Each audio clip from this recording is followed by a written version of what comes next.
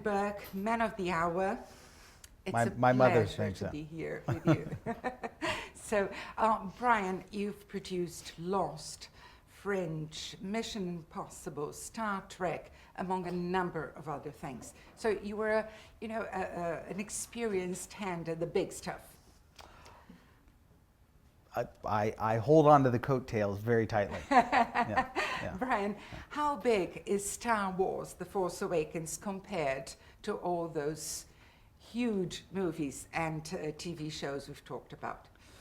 Well, Star Wars was making the movie was a much bigger experience for a variety of reasons. I mean, you're entering a film franchise where they knew in advance that they were going to be making toys. They knew they were going to be making video games. So I'd never worked on something where every single thing was cataloged and photographed. And as you were making the movie, every time we struck a set or moved it on, it would move to literally a building where they would have photographs taken, so they'd have all the ability to duplicate things. And it's a much bigger film than anything we'd worked on. And simultaneously, our job is just to make the movie. So, and there were so many moving parts that were involved because, I can't imagine I'll ever work on something where, where there's the normal departments, and then there's also the creature department, and then the creature department.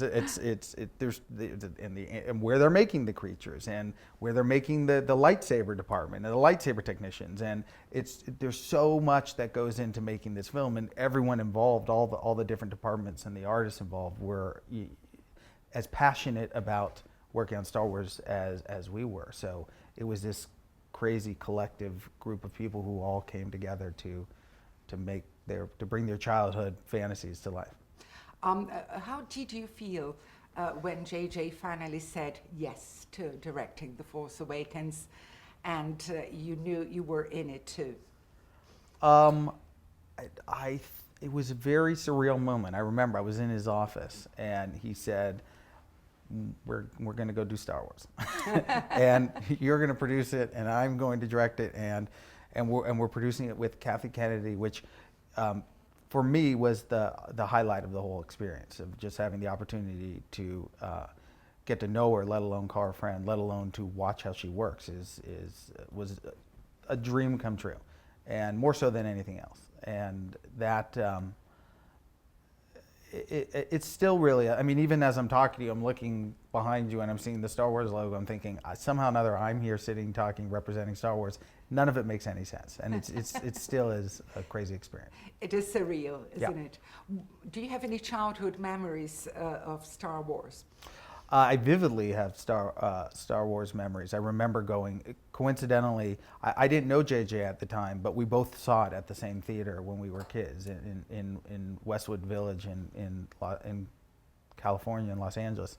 There was a theater called the Avco, and I remember going to that theater.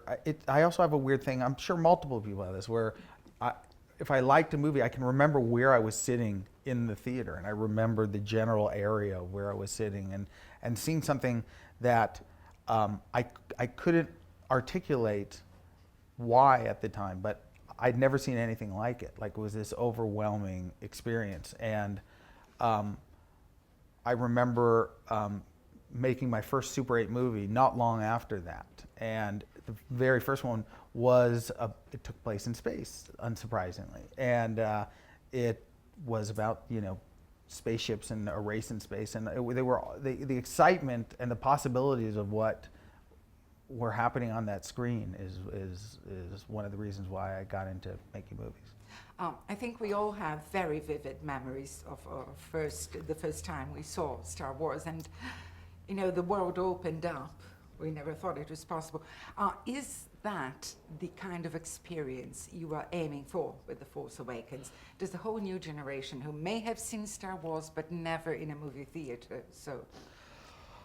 That was our intention. I mean, that's why I think it worked well when we started working on this film together, because a lot of us were roughly the same age, and we could articulate what it was like to be sitting in that theater and to feel that spaceship flying over our head, that Star Destroyer coming overhead, and everything rumbling, and how real it felt and how palpable it was.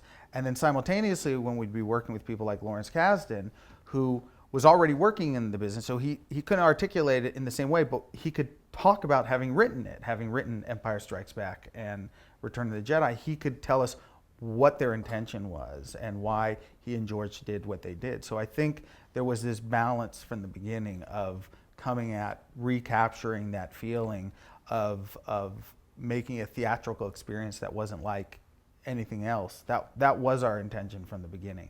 And then simultaneously, as we went ahead and made the movie, it was constantly, how do we do this different from everything else that's in the theaters right now, and make it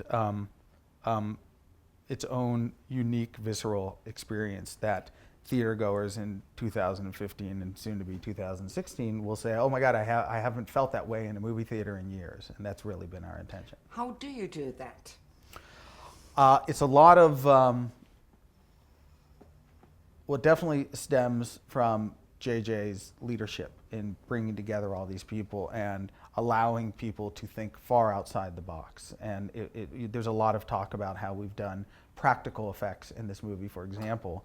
And even when you started, the truth of the matter is what George created with ILM and the entire team that they put together, visual effects are amazing now. You can do anything. There's nothing you can't create. But to take a step backwards and want to make it tangible and real and do puppets is something that most films don't do anymore. And the idea that we were going to go in that direction immediately started opening up possibilities for everything. And it was like, okay, well, let's say, Neil Scanlon and his team did the puppetry in this film. And it was like, okay, well, first of all, you have to find people, because it's not something people are doing every day. And it's finding all those artists and those craftsmen. And it's like, okay, hey, how do we create a character? Or how do we create characters? And it's like, how do we make it different? What would they have done years ago, but they couldn't have done today?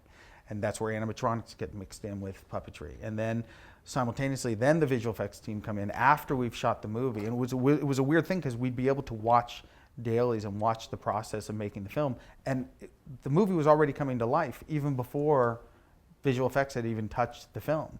And now when you watch the film, it's this, amazing experience where the whole movie comes to life in ways that you've never seen before, because it's a combination of reality and a combination of visual effects. And even as a producer who is on set, I can tell you I am watching scenes, and I was there, and I can't tell you, was that there? I can't remember if that was put in later or was that actually there, and what's real and what's not real. And I feel like this film, not only as a film goer, I think will people experience something brand new at the movies. I hope that it will continue just in filmmaking in general, that people can say, oh, look, there's craftsmen all over the place, and we can bring back the artistry of multiple people using so many different skills to bring movies to life. Do you think a more practical set, the way you've envisioned this, do you think it helps the younger part of the cast who is coming into this experience for the first time? That's a good question. It's a really good question. I don't know, because I would say it definitely does, because you're able to, you're not acting against green screens. You're acting with real environments and real creatures or whatever it may be. But then I keep thinking in the back of my head that we also did a couple scenes with Daisy Ridley where she was acting with literally nothing. And she would be so emotional and be able to do it. And so I would normally say yes, but in some cases, she's such an incredible actress that there's moments where she was acting with nothing there, and she'd be suddenly, like, instantly emotional. And it's, so normally yes. In this case, I think one of the great discoveries that people are going to have in 3 weeks is as much as the effects and the scope and the enormousness of the film is how amazing Daisy Ridley is in the movie. Well, it must have felt like the film was hanging in the balance at every cast choice. you made, because it's so crucial, isn't it? A film like Star Wars lives and dies by the allegiance the cast can elicit from the audience. So would you say that was the most laborious or part of the process, or the one you approach with the most trepidation? It is definitely a long process, always casting. I feel like casting Star Wars isn't much different than anything else, only at least for us, because it's all, our jumping off point are the characters. And if you don't believe in your character, or if it's not working, then it's not going to work. And in this case, you're correct, because it is Star Wars, and you're talking about a trilogy. And we worked with April Webster and Alyssa Weisberg, who have cast many projects we've worked on before, and also Nina Gold, who we hadn't worked with before, who is a genius, who does cast Game of Thrones and amongst a million other projects. And they'd been working for at least a year, just going through. I mean, we saw hundreds and hundreds of actors, which means they saw tens of thousands of actors for these roles. And there's a weird thing, because sometimes you see someone and immediately it's like, oh, there they are. And that was Daisy. Like when she came in, I just remember this palpable excitement from JJ. And you still see people, but there was something that, we just kept returning to Daisy. And when you find the actors, it sort of becomes, oh, how were we ever thinking of anyone else but that person? And that was the casting for the process, which was, now that everyone's come to life, and the second they start suiting up in their character and they're there, and it's like, oh my God, it's magical. It's magical. It's a very amazing experience. For the first time I really experienced it is when we were doing our TV show Lost, and when Evangeline Lilly came in to play Kate. I just remember JJ saying for months while we were looking for, it wasn't months because it happened so quickly, for weeks when we were trying to cast, he kept saying, you're gonna know. And I kept thinking, that's like Hollywood craziness. And sure enough, she walked in, and as she pulled her hair back, like to do the second take, and JJ gave adjustments, it was like, oh my God, there she is. And we had similar things when we were casting Star Wars, where they became their character. That's really wonderful. Bryan, I can't thank you enough, and I can't wait to see the result of all your hard work. Muito obrigado.